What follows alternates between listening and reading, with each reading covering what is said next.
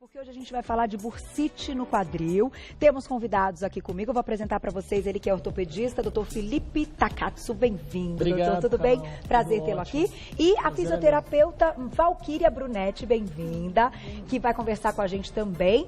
E eu apresentei essa tela aqui, que é um trabalho muito legal. Eu vou só citar o nome dele que está aqui, que é o técnico, que é o Cláudio Santana, que teve aí a brilhante ideia de inventar uma mesa 3D. Eu acho que isso tem facilitado muito a vida de vocês, sim, médicos dessa área de saúde, e a nossa na TV também, né? Pra gente conseguir explicar. Melhor, né? Pois é, pro pessoal de casa a gente consegue se identificar melhor com alguns problemas.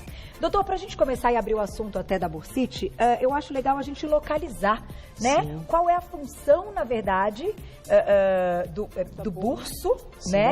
Da bursa e exato, onde ela se localiza. Eu achei que era burso, perdão, bursar, né? Exato. E onde ela se localiza. Vamos lá, se você quiser mostrar na tela, fique à vontade. A bursa é uma estrutura gelatinosa que nós temos em diversas localizações no corpo, né? No quadril, nós temos basicamente 3 aqui, localizada na região lateral, logo abaixo da musculatura glútea. Então, nessa região aqui, nós temos uma das bursas, né? Que é uma das principais estruturas que tem a função de promover um maior deslizamento dos músculos. Exato, na região lateral do quadril. Lateral aqui. Exato, bem no É lado. Onde dá fisgadinha mesmo, quando tem fisgadinha, né? Quando faz um movimento errado, né?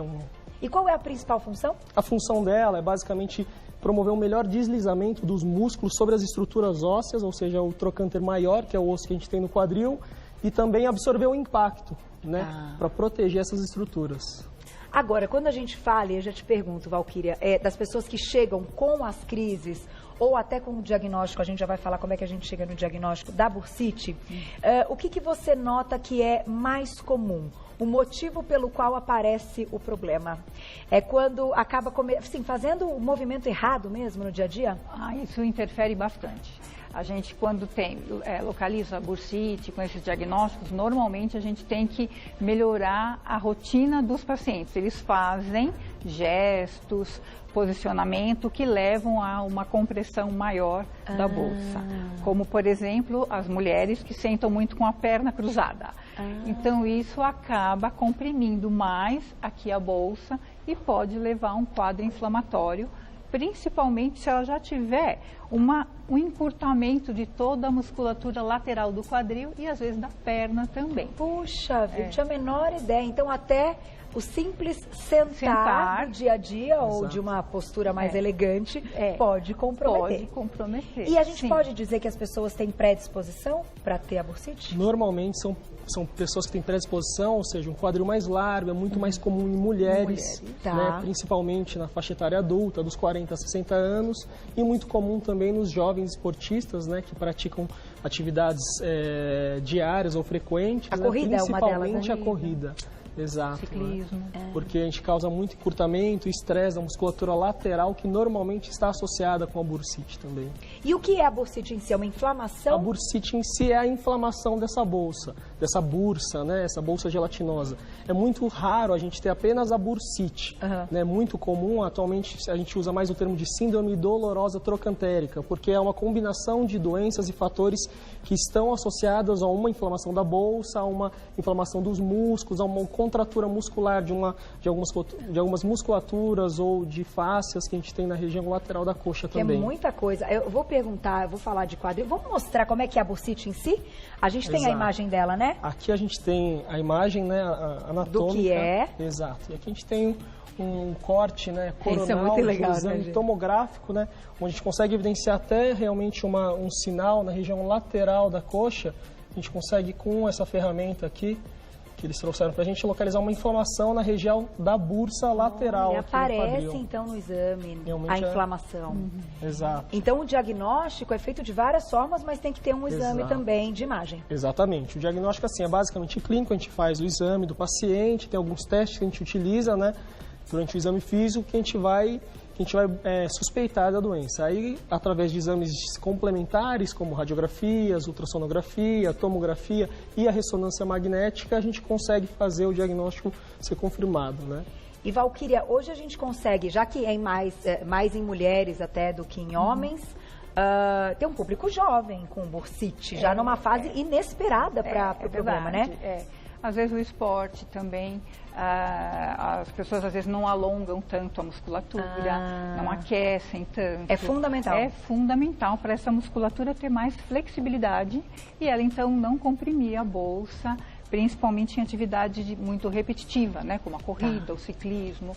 Então, fazer alongamento é muito importante também para estar evitando esse tipo de problema. O alongamento previne lesão de todas as formas, inclusive as inflamações também, né? Aquecimento. Aquecimento antes de já ir na própria corrida, já partir para a corrida dura, sem aquecer também pode comprometer. É o principal fator, né? O aquecimento hoje em dia é o que a gente mais recomenda para até o aquecimento, promover um maior fluxo de sangue para os músculos, né? E preparar esse músculo para uma atividade física é o mais indicado agora. Tá aí.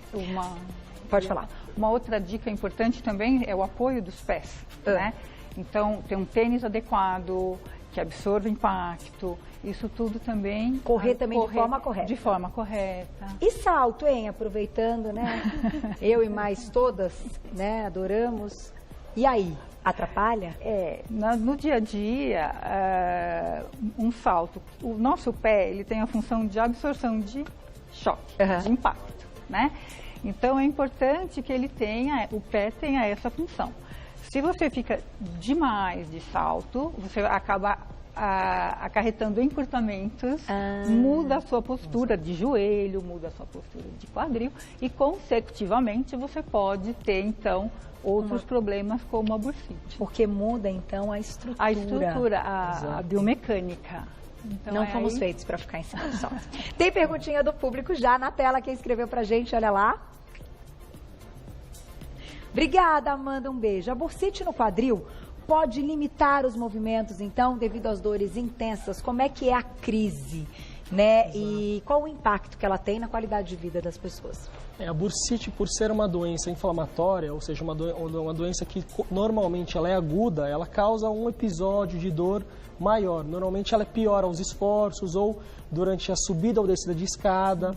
Né? É pior quando o paciente se apoia sobre esse lado, ou seja, quando o paciente ele vai dormir e apoia o quadril sobre o peso sobre esse quadril. Então, assim, é um episódio de dor aguda que ela pode se associada com outras alterações. Ela pode ser uma dor irradiada para a perna, se ela tiver uma associação com alterações musculares juntos. E ela é realmente uma crise bem dolorosa, né? De botar o pé no chão e já gritar. Já uma dor intensa. Uma outra situação que os pacientes relatam muito é quando eles passam um tempo sentado e eles vão levantar. Então aí até levantar e conseguir ficar na postura ereta leva uns segundos, porque a dor nesse momento é bastante intensa. E normalmente ela vem de um lado só ou ela vem bilateral? Ela tem a possibilidade de ser bilateral, mas ela é mais comum ser unilateral mesmo, ser de um lado.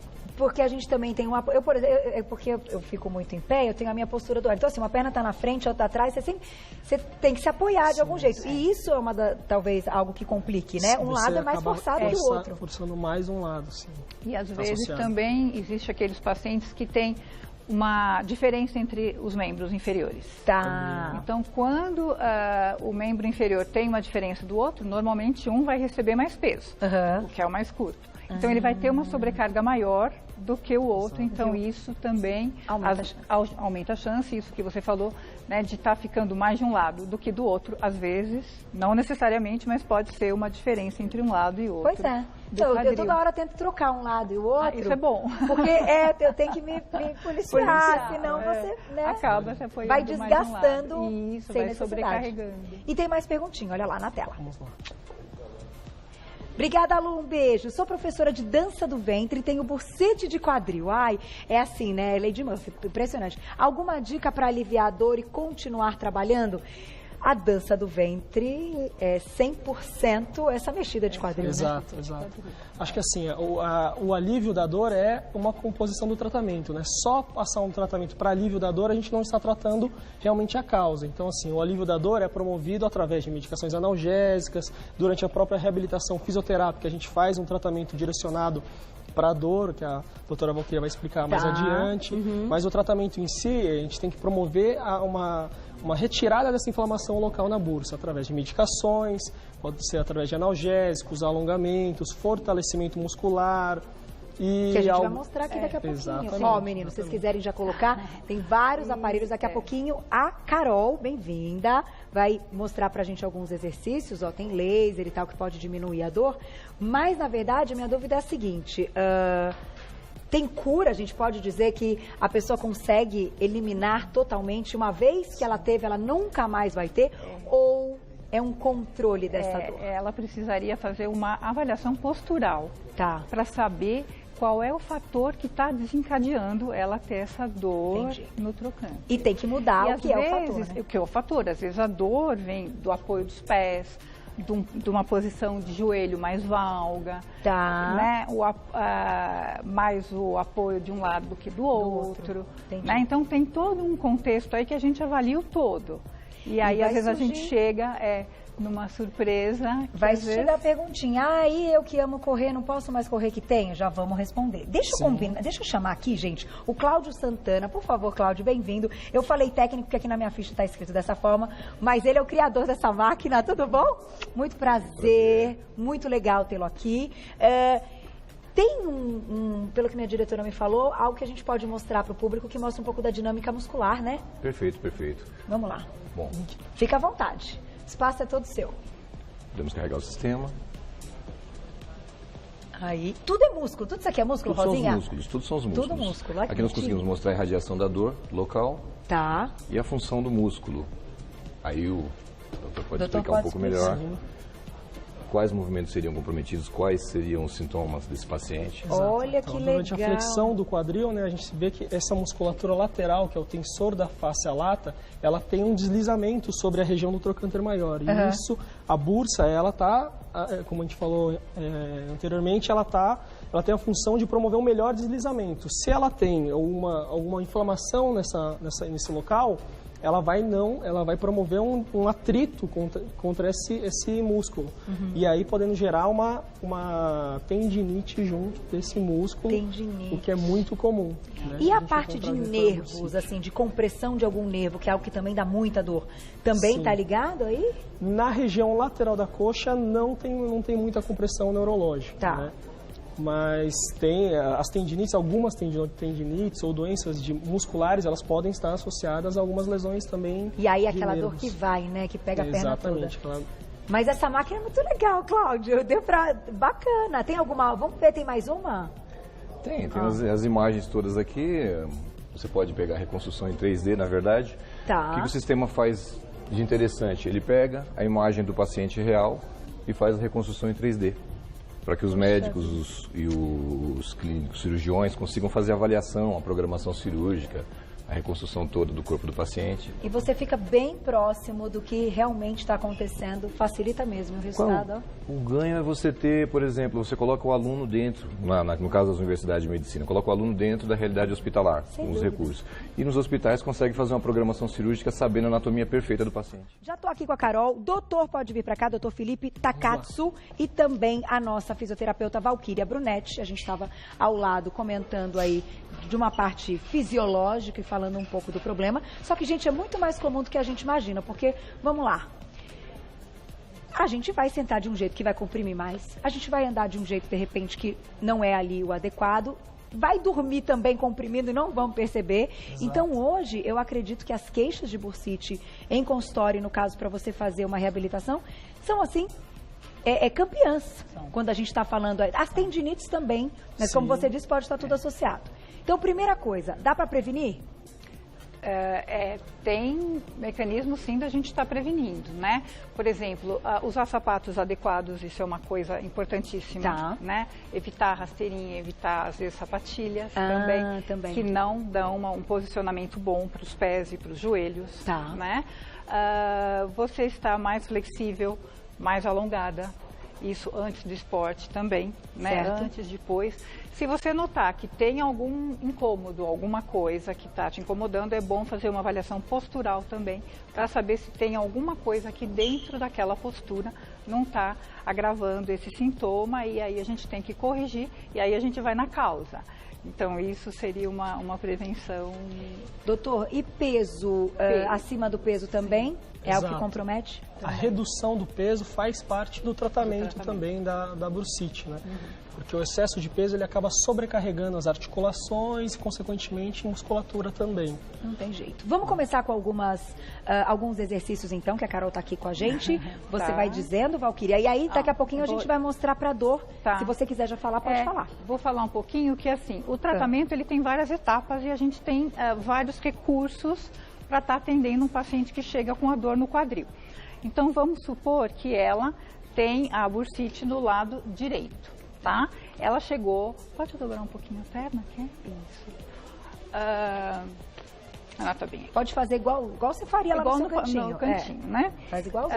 Então, assim, tem várias etapas o tratamento. Tem a parte da terapia, eletrofototerapia, que é o início do tratamento. Então, não é só essa etapa que vai resumir o tratamento. Porque as pessoas às vezes têm uma preguicinha de fazer alguns exercícios. Aí melhora a dor, aí ela já se dá alta. Eu sou filha de terapeuta ocupacional, Valquíria. Tenho uma mãe terapeuta ocupacional. Então eu entendo bem o que você está dizendo. Isso aqui é meu universo desde que eu nasci. E as pessoas, passou a dor, vai embora.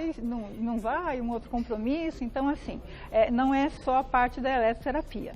É muito importante, depois que essa dor está controlada, a gente, no caso da bursite, o mais importante é a gente alongar essa musculatura toda lateral, tá? Para começar. Para começar. Então, vamos lá, pode fazer. Deixa eu ficar aqui no caso, vamos supor que a gente já usou todos os recursos da fisioterapia, da eletroterapia, e ela já está praticamente sem dor, tá? Eu ia te perguntar, não dá para fazer uma sessão ou começar exercícios com dor, com crise. Não é o ideal. Primeiro, não é o ideal. A primeira coisa é aliviar o paciente daquela dor. É tirar ele do quadro álgico, né? E ele conseguir já se movimentar melhor e ter uma qualidade de vida já um pouco melhor. E aí, então, a gente entra com os exercícios quando essa dor já está mais controlada. Certo. Vamos começar a fazer uns exercícios que já a gente fala se tem solução cirúrgica. E aí eu volto lá para o Cláudio para a gente mostrar na nossa super máquina. Então, aqui, por exemplo, eu preciso alongar toda essa faixa lateral dela, né? Ela já está até numa posição que já daria para estar começando. Olha, você vai manter seu pé aqui e você vai trazer um pouco a sua coxa para o lado oposto. Você sente que puxa um pouquinho aqui? Então, aqui já começa a ter um alongamento. O alongamento é que é importante.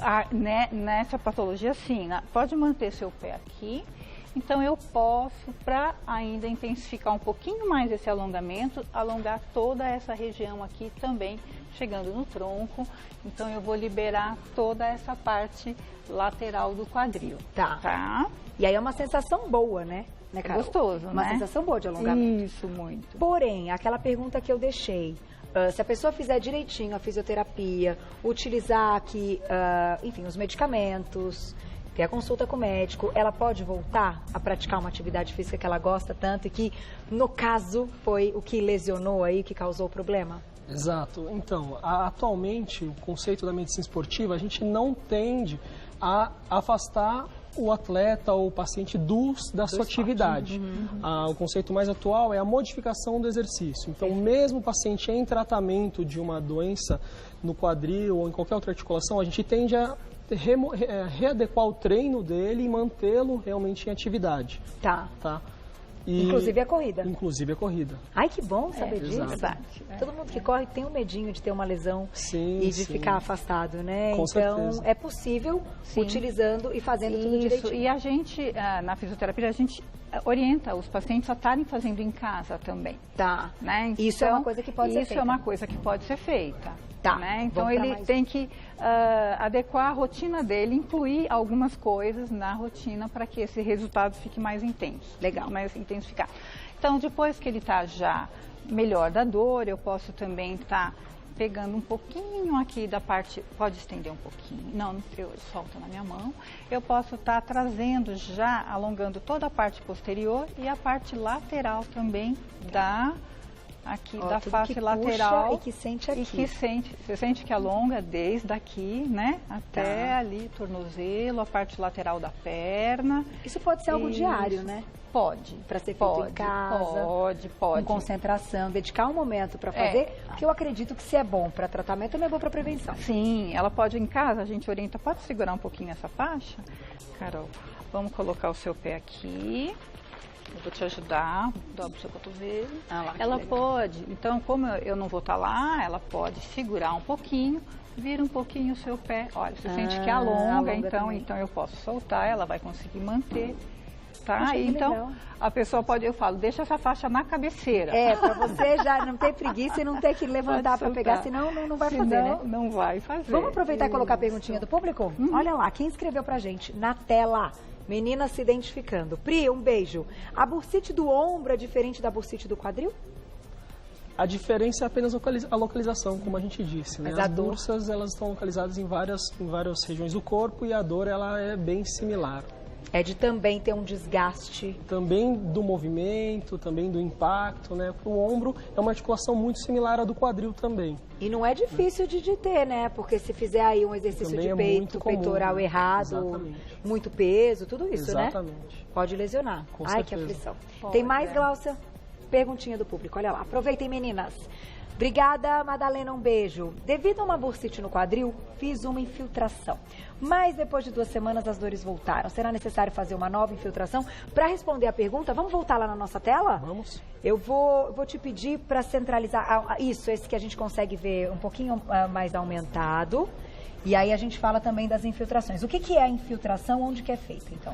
Exatamente. A infiltração, ela quando a gente vai tentar fazer uma medicação localizada em uma região. Tá. Então, a infiltração que a gente mais utiliza é através de medicações corticosteroides associados a analgésicos. Certo. Né? No caso, anestésicos. Né? Injeção mesmo? Seria uma injeção localizada no quadril. Tá. Né?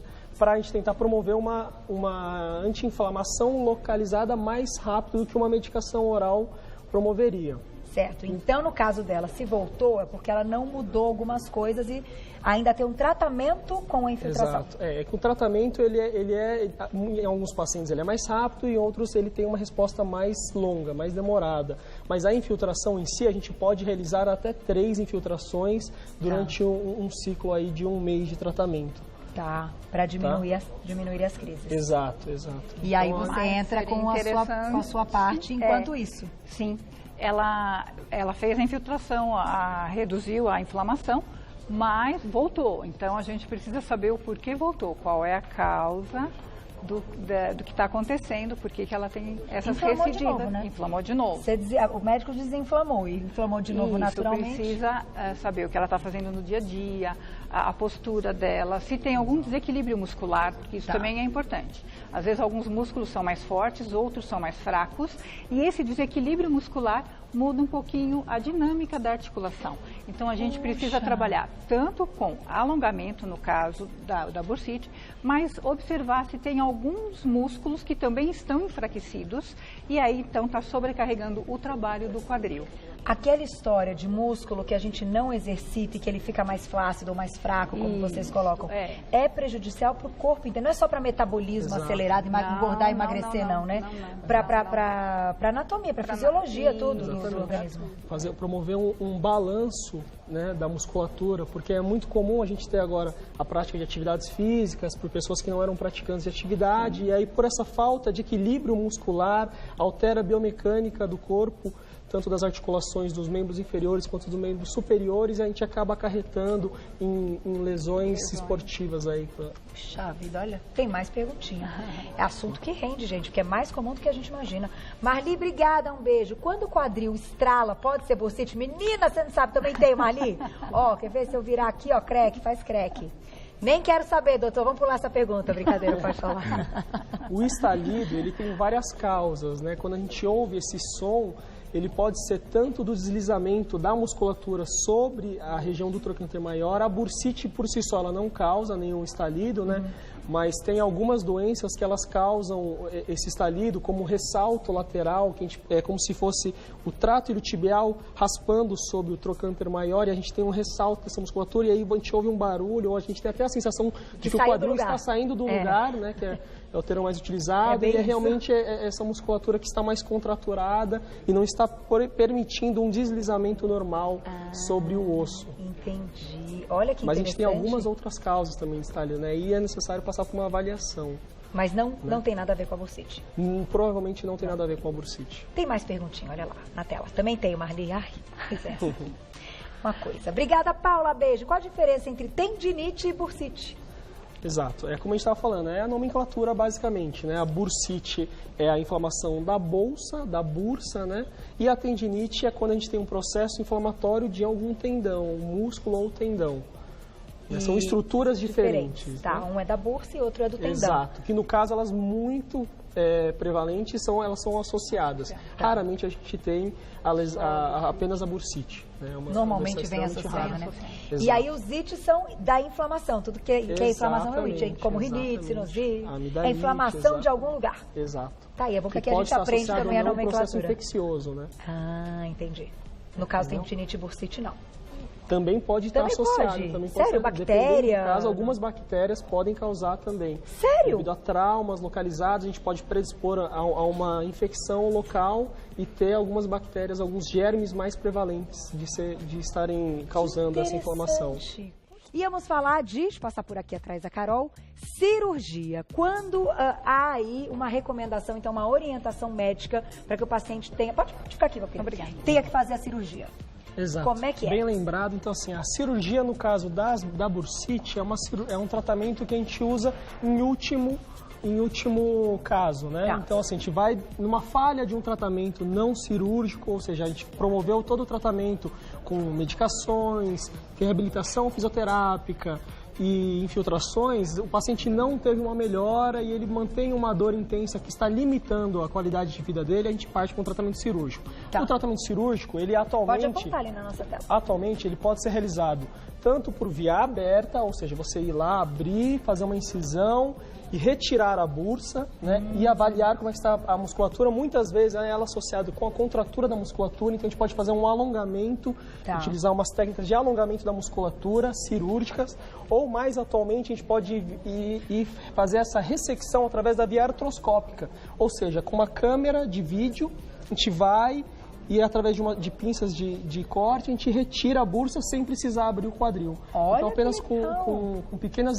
incisões a gente faz a retirada da bursa. E não tem nada que tenha que ser colocado no lugar dessa bursa para ela manter aí nada? Não precisa ser. O corpo se adapta. Exato. Tipo, alguma coisa cirúrgica, enfim, algum material de cirurgia, quero dizer que eu não sei exatamente o nome, mas que não precisa ser implantado nada. Apenas a ressecção dela já promove o alívio dos sintomas. Puxa vida, tá aí. Depois a recuperação é aí quando você entra também, porque essa parceria de trabalho de ortopedista com fisioterapeuta, com terapia ocupacional, enfim, e com o envolvimento do paciente em tudo, não é? A disciplina do paciente é fundamental, gente. Eu sei que chegaram muitas perguntas, mas certamente falaremos outras vezes. Eu vou agradecer o Cláudio, muito obrigada. Foi super legal ter conhecido aí essa super máquina. Eu vou deixar um contato aqui para vocês de um site, para quem também achou bem interessante, que é o www.csanmec, tá certo? Correto. csanmec, o MEC é MEK.com, tá? Isso tem alguma pronúncia ou tem que falar soletrado? Sanmec. Sanmec mesmo, então é isso, sanmec.com, vocês já encontram o trabalho dele. Obrigada, viu? Obrigado. Volte mais vezes, a gente adorou. E eu vou agradecer também o ortopedista, Dr. Felipe Takatsu, para quem quiser entrar em contato com ele, tem um e-mail, contato@drfelipetakatsu, tudojunto.com, e tem um telefone de contato, 3832-2247, 3832-2247, e também o seu e-mail, valquiriabrunete.com.br, Valquíria com W e K, Brunete com 2 T's.com.br. Um agradecimento ao Max Fama, que hoje mandou a Carolzinha aí, já aprendeu a alongar, né, Carol? Vamos prevenir. Tão novinha, tão linda. Obrigada, viu? maxfama.com.br. Muito obrigada, gente. Prazer tê-los aqui.